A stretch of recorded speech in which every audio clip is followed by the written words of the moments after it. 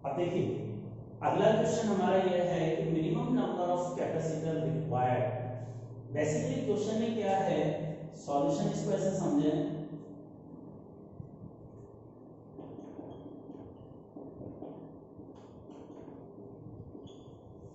हमारे पास n number of identical capacitor है, हर एक कैपेसिटर का कैपेसिटेंस है 4 और हर एक कैपेसिटर मैक्सिमम जो वोल्टेज सस्टेन कर सकता है वो 200 वोल्ट है। किसी एक कैपेसिटर के अक्रॉस वोल्टेज 200 वोल्ट हम लगा सकते हैं।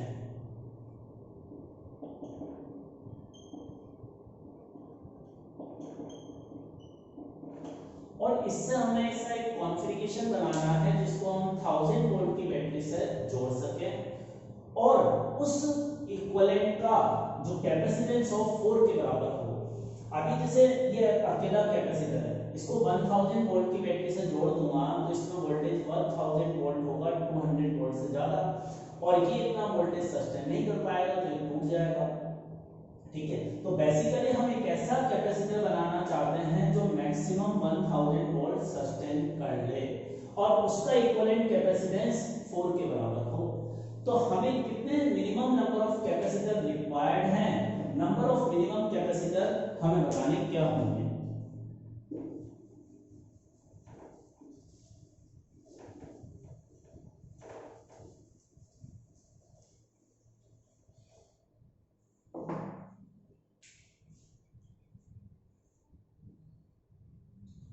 अब देखो इसको निकालने के लिए 200 वोल्ट एक कैपेसिटर जोड़ देता है। अगर हम 200 इंटू 5 1000 वोल्ट के बराबर होता है ना, तो अगर हम एक ब्रांच में 5 कैपेसिटर जोड़े हैं,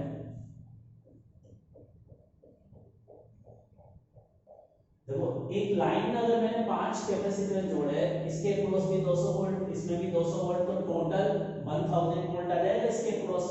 लेकिन इसके अक्रॉस जैसे ए और बी के बीच हम 1000 वोल्ट की बैटरी जोड़ सकते हैं। अब हर एक का सी है, तो इन 5 कैपेसिटर का सी इक्विवेलेंट क्या होगा, C/5, और सी की वैल्यू कितनी है 4/5। तो अगर हम केवल 5 ही कैपेसिटर जोड़ेंगे तो इस लाइन का इक्विवेलेंट कैपेसिटेंस ये होगा, जबकि हमें तो इक्विवेलेंट कैपेसिटेंस 4 के बराबर चाहिए। तो हम क्या करते हैं, अब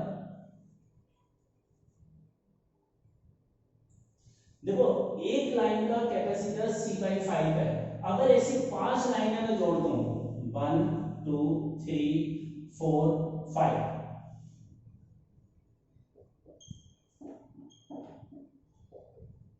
अब हर एक लाइन का कैपेसिटेंस C/5 है और ऐसी 5 लाइनें हैं, तो इन सबका इक्विवेलेंट कैपेसिटेंस क्या होगा।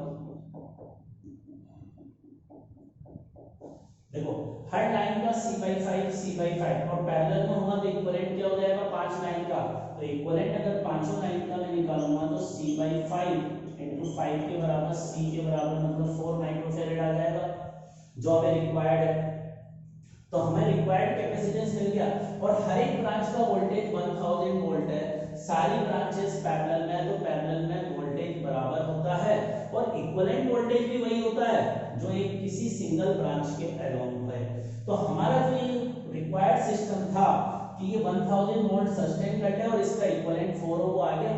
तो इसके लिए हमें नंबर ऑफ कैपेसिटर कितने चाहिए, एक ब्रांच में 5 और ऐसी नंबर ऑफ ब्रांचेस कितनी चाहिए 5 के बराबर। तो टोटल नंबर ऑफ कैपेसिटर की रिक्वायरमेंट क्या होगी 5 इंटू 5 के बराबर। 5 इंटू 5 का मतलब आंसर कितना हो गया 25। तो ये हमारे इस क्वेश्चन का आंसर होगा।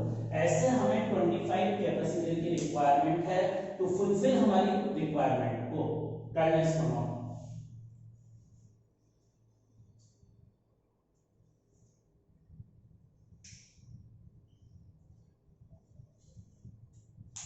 अब देखो अगले क्वेश्चन में वापस यही मैं एक चेंज कर रहा हूं कि एक कैपेसिटर 300 वोल्ट सस्टेन कर सकता है और उसका कैपेसिटेंस 4 है। अब इससे एक सिंगल कैपेसिटर एक पूरा कॉम्बिनेशन चाहता हूं जो 1000 वोल्ट सस्टेन कर सके और इक्विवेलेंट कैपेसिटेंस जिसका 4 के बराबर हो। तो इसके लिए मिनिमम नंबर ऑफ कैपेसिटर कितने रिक्वायर्ड है ये मुझे निकालना है।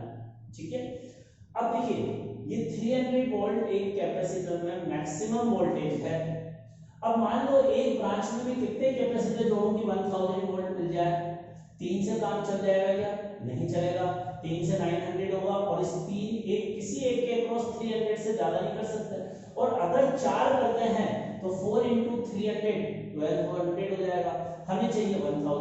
लेकिन अगर आप 4 कैपेसिटर एक लाइन में लगा दोगे तो और 1000 वोल्ट चाहिए तो एक कैपेसिटर के अक्रॉस 250 आ जाएगा। इससे कम तो पॉसिबल है ना, तो इससे कम वोल्टेज लगा सकते हैं लेकिन इससे ज्यादा नहीं लगा सकते। तो एक ब्रांच में अगर 3 कैपेसिटर लगाएंगे तो हमारा काम नहीं चलेगा। हमें एक ब्रांच में कम से कम कितने कैपेसिटर लगाने होंगे? 4 कैपेसिटर लगाने होंगे। तो एक ब्रांच में अगर 4 लगाएंगे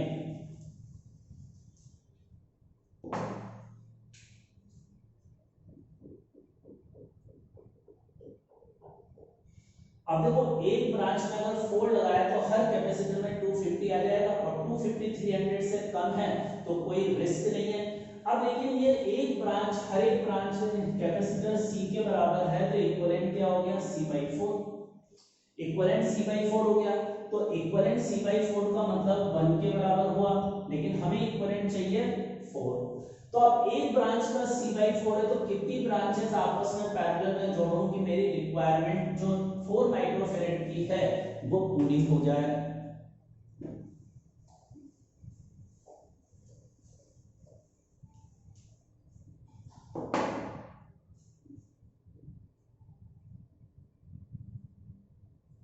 तो 4 ब्रांचेस जोड़नी होगी ना, क्योंकि देखो हर ब्रांच का कैपेसिटर C/4 है।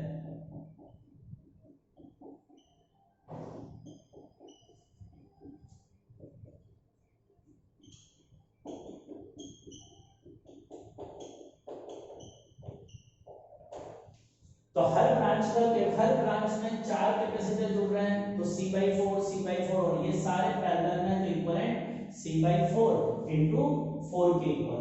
तो आंसर आ गया C के इक्वल और C की वैल्यू 4 दे रखी है तो इक्विवेलेंट कैपेसिटेंस 4 आ गया। अब हमारा आंसर क्या होगा?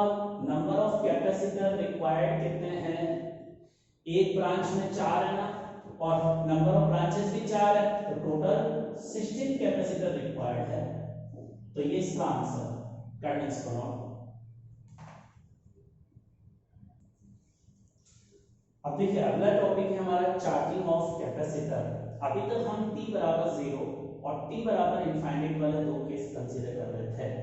अब अगर हम इस कैपेसिटर को चार्ज करने के लिए बैटरी से जोड़ते हैं तो बैटरी से जोड़ने के 5 सेकंड के बाद या 10 सेकंड के बाद या 2 दिन के बाद कैपेसिटर पे कितना चार्ज होगा ये हमें निकालना है। अभी तक हमने निकालते थे बैटरी से जोड़ने के जस्ट बाद चार्ज कितना होगा और स्टेडी स्टेट में कितना होगा। जैसे अभी ये स्विच ओपन है तो इस सर्किट में कोई करंट फ्लो नहीं होगा और अभी जब शुरू में जब स्विच ओपन है तो ये कैपेसिटर अनचार्ज है, इसमें कोई चार्ज नहीं है, कोई एनर्जी नहीं है। अब जिस भी टाइम पर इस स्विच को ऑन करूंगा ना उस टाइम को हम t बराबर 0 असाइन करेंगे और t बराबर 0 के बाद ये बैटरी एनर्जी लेगी तो कैपेसिटर का चार्ज धीरे धीरे बढ़ेगा और कैपेसिटर का चार्ज बढ़ रहा है तो कैपेसिटर में स्टोर एनर्जी भी बढ़ रही है तो इसको हम कहेंगे चार्जिंग ऑफ कैपेसिटर। अब हमारा इस क्वेश्चन का फर्स्ट पार्ट है कि इस स्विच को ऑन करने के t टाइम के बाद कैपेसिटर की प्लेट पर कितना चार्ज होगा ये बताना है।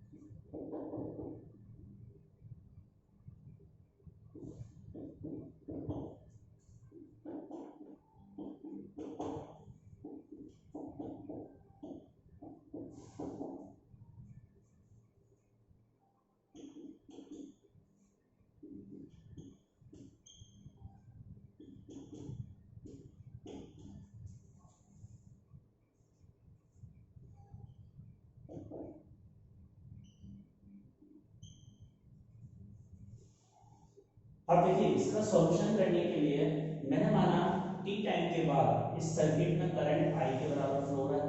अब देखो करंट अगर इस तरह से फ्लो हो रहा है तो पॉजिटिव चार्ज इधर जा रहा है और जो भी पॉजिटिव चार्ज आएगा इस प्लेट पर जाकर रुक जाएगा, इस प्लेट से चार्ज उधर जाता नहीं है। तो इस वाली मान लो इसके बैटरी से जोड़ने के बाद 0 से लेकर टी टाइम में इस वायर से जो चार्ज फ्लो हुआ Q के बराबर है। तो इस कैपेसिटर की प्लेट पर Q चार्ज आएगा और इधर से भी Q चार्ज निकलेगा तो इस वाली प्लेट पर -Q चार्ज होगा। अब मैं केवीएल लगाने के लिए इस वाली प्लेट पर पॉजिटिव चार्ज है तो इसका पोटेंशियल पॉजिटिव, दूसरी का नेगेटिव, और कैपेसिटर के क्रॉस वोल्टेज का फॉर्मूला क्या होता है, चार्ज डिवाइडेड बाय C के बराबर।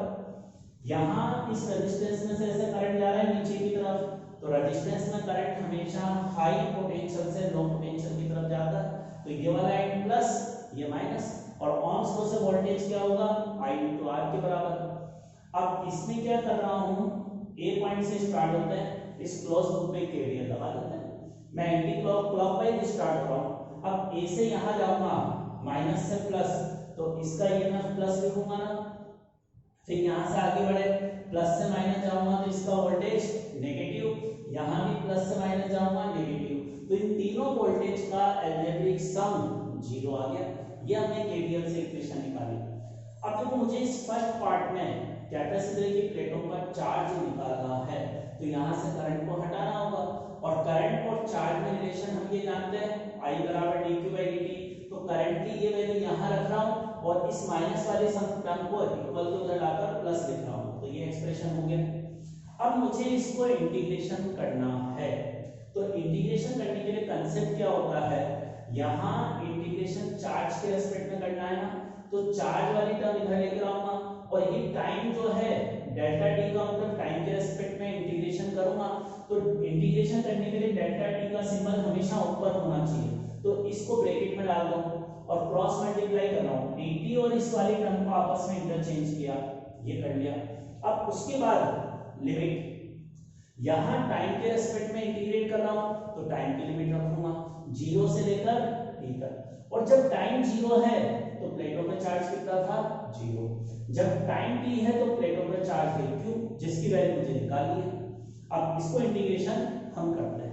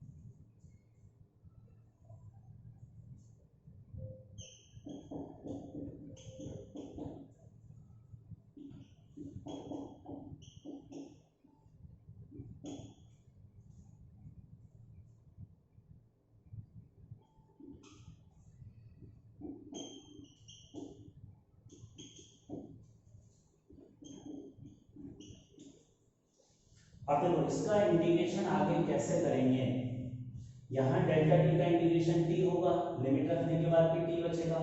इस पूरे एक्सप्रेशन में क्यू के रेस्पेक्ट में इंटीग्रेशन कर रहे हैं, तो क्यू के अलावा सारे टर्म कांस्टेंट है, आर कांस्टेंट है, इंटीग्रेशन से बाहर ले लिया। लेकिन इस पूरे को हम इंटीग्रेशन कैसे करेंगे, इस पूरी नीचे वाली टर्म को मैं x मान लेता हूँ, और 1/x का इंटीग्रेशन क्या होता है log x, तो इसको मैंने अगर x माना तो इसका इंटीग्रेशन 1/x का होगा log x, तो log x। अब इंटीग्रेशन में चेन रूल कैसे लगाएंगे, जिसको हमने x माना है उसके डिफरेंशिएशन से डिवाइड करूंगा, तो मैंने इस क्वांटिटी को x माना है तो इसके डिफरेंशिएशन से डिवाइड करूंगा, एप्सिलॉन का डिफरेंशिएशन 0, q का डिफरेंशिएशन 1 और c तो कांस्टेंट है तो -1/c, ये इसका डिफरेंशिएशन हो गया। अब इसमें क्या करते हैं, ये माइनस बाहर आ जाएगा, c भी बाहर आके ऐसे हो जाएगा। अब इसमें सॉल्व करने के लिए पहले अपर लिमिट रखते हैं ना, तो यहाँ जो Q है इसकी जगह पहले ऊपर वाली लिमिट Q लिखूंगा, फिर बीच में माइनस साइन लगाऊंगा, फिर वापस इसमें सब जगह Q की जगह 0 लिखूंगा। तो यहाँ 0 लिखूंगा तो Q बाई सी 0 हो जाएगा, तो अंदर क्या बचेगा ln एप्सिलॉन। नाउ इस RC को उस तरफ ले गए और इसका फॉर्मूला क्या होता है ln x minus ln y is equal to ln x upon y। ये फॉर्मूला मैंने लगा दिया। अब इसको इस तरह से लिखने के बाद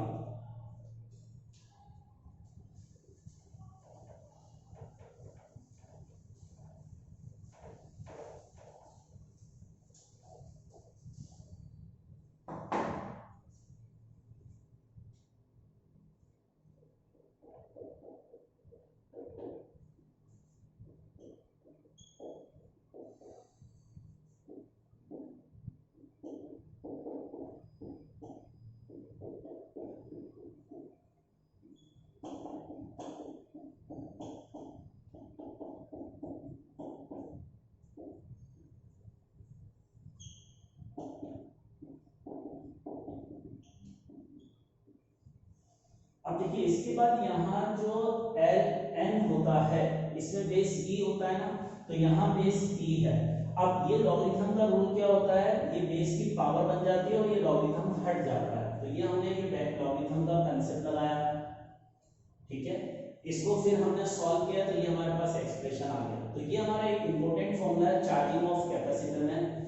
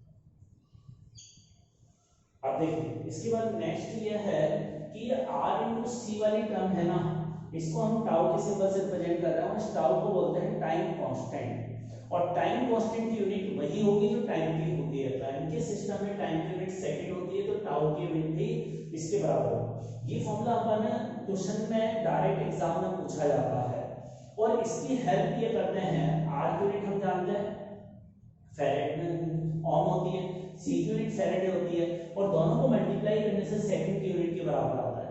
कई बार इसमें डायमेंशन पूछ ली जाती है सेकंड की, जैसे सी की डायमेंशन पूछी, आर की डायमेंशन आपको नॉन है तो सी की इस फॉर्मूले से आसानी से निकाल सकते हैं कि टाइम कांस्टेंट की डायमेंशन कैपिटल टी के बराबर होगी। तो टाइम कांस्टेंट की अगर डायमेंशन निकालनी हो तो वो किसके इक्वल होगी, कैपिटल टी के बराबर। अब इसमें इस एप्सिलॉन इनटू सी, ये कैपेसिटर की प्लेटों पर मैक्सिमम चार्ज है जो t बराबर इनफाइनाइट पर आएगा स्टेडी स्टेट में। तो स्टेडी स्टेट में और फाइनल कंडीशन में जो कैपेसिटर में चार्ज आता है EC के बराबर आता है। शुरू में प्लेटों पर चार्ज 0 था, 0 से बढ़ते बढ़ते मैक्सिमम चार्ज इतना होगा और यह t बराबर इनफाइनाइट पर होगा। तो इस फॉर्मूले का दूसरा फॉर्मेट ये भी हो गया, इस तरह से इसको लिख सकते हैं। अब देखिए सेकंड पार्ट इस क्वेश्चन का यह है कि मुझे ग्राफ बताना है कैपेसिटर की प्लेट पर जो चार्ज है और टाइम के बीच। जो ये इक्वेशन है, चार्ज टाइम के साथ बदल रहा है, बाकी सब चीजें तो कांस्टेंट है, तो Q और T में क्या रिलेशन होगा, तो इस ग्राफ एक्सपोनेंशियल फंक्शन है ना, एक्सपोनेंशियल ग्राफ होगा। और अभी हमने बात की थी चार्जिंग में चार्ज बढ़ रहा है तो इसमें ग्राफ इस तरह से एक्सपोनेंशियल होगा, और मैक्सिमम चार्ज किसके बराबर होगा, एप्सिलॉन इनटू सी के बराबर। ये इसका ग्राफ।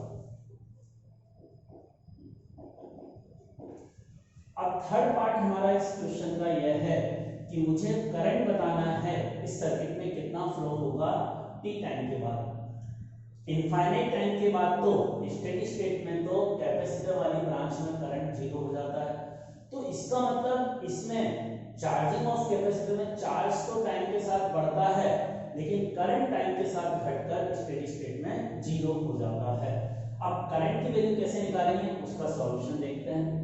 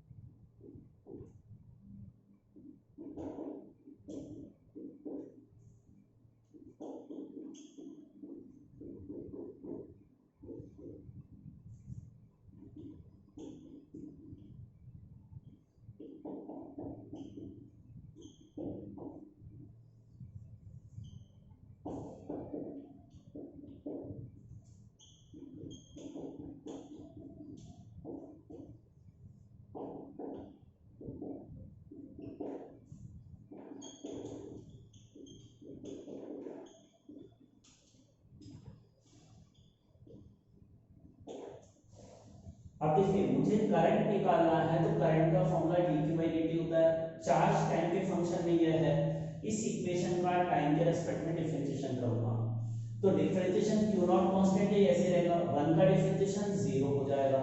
e की पावर x का डिफरेंशिएशन e की पावर x होता है ना, लेकिन इसमें चेन रूल लगाना पड़ेगा। यहाँ e की पावर x नहीं है, x की जगह यह है, तो इसको x मान लिया। तो e की पावर x का डिफरेंशिएशन किया तो ये हो गया। अब जिसको x माना है उसके डिफरेंशिएशन से मल्टीप्लाई करूंगा। तो मैंने इसको x माना है और इसका डिफरेंशिएशन क्या है, t का 1, टाउ कांस्टेंट है, तो इसका डिफरेंशिएशन होगा -1/टाउ। इसका मल्टीप्लाई कर देंगे। चेन रूल में डिफरेंशिएशन से मल्टीप्लाई करते हैं, और इंटीग्रेशन में भी हम डिफरेंशिएशन करते हैं लेकिन उससे डिवाइड करते हैं। तो ये हमारा, अब यहां इसको सॉल्व करूंगा तो माइनस माइनस प्लस हो जाएगा। क्यू नॉट की वैल्यू क्या है, एप्सिलॉन इनटू सी। टाउ की वैल्यू क्या है, आर इनटू सी। वो रखकर इसको सॉल्व किया, और ई एप्सिलॉन बाई आर इस कैपेसिटर वाली ब्रांच में मैक्सिमम करंट है, वो एप्सिलॉन बाई आर के इक्वल लिख लिया हमने।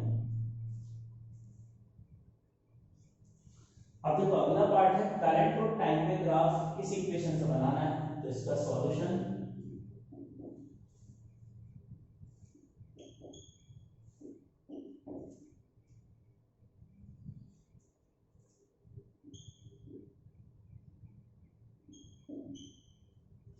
तो देखिए यहाँ करंट टाइम के साथ डिक्रीज हो रहा है, तो इसका ग्राफ इस तरह का डिक्रीजिंग होगा, और शुरू में t बराबर 0 पर करंट मैक्सिमम है जो i नॉट के इक्वल है।